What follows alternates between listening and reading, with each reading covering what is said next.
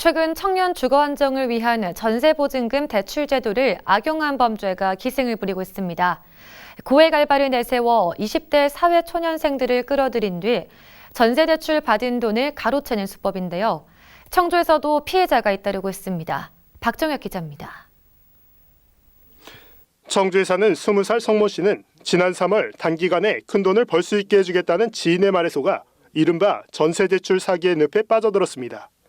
처음엔 작업대출에 필요하다며 서류비 등의 명목으로 돈을 요구하더니 휴대전화를 새로 만들어야 한다는 말에 속아 2대를 개통했는데 돌아온 건 500만 원에 가까운 청구서였습니다.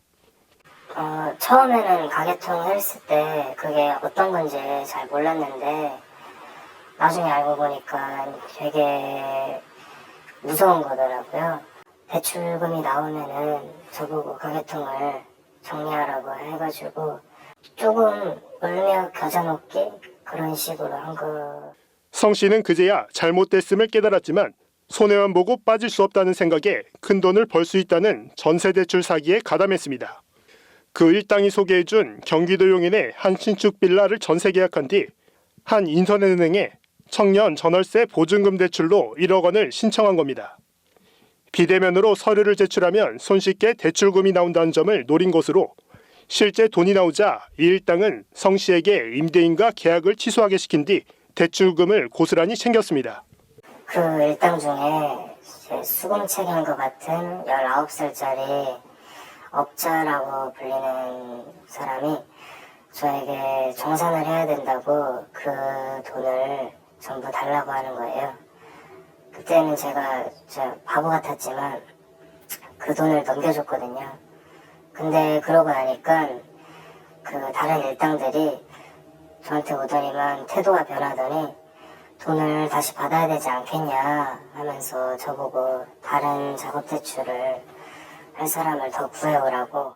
이 같은 범죄가 가능했던 이유는 2억 미만 전세대출의 경우 계약이 만료되거나 취소되면 집주인이 은행이 아닌 임차인에게 전세대출금을 반환하기 때문입니다. 은행 개입 없이 중간에 돈을 가로챌 빈틈이 있었던 겁니다.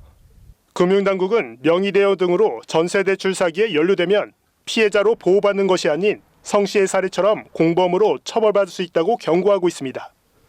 서류를 위조해가지고 대출을 받았는데 저희가 봤을 때는 자기들은 성공했다고 하지만 결국은 편취당하는 부분도 많이 있잖아요. 어차피 수수료도 주고 이자도 결국 납입해야 되고 이러다 보면 성공이라. 이런 가운데 경찰은 성 씨에게 전세대출 등을 강요한 20대 A씨 등 4명을 사기 혐의로 수사 중이며 이들에게 속아 허위 전세계약서를 작성한 명의 대여자들도 불구속 입건해 수사를 진행 중입니다.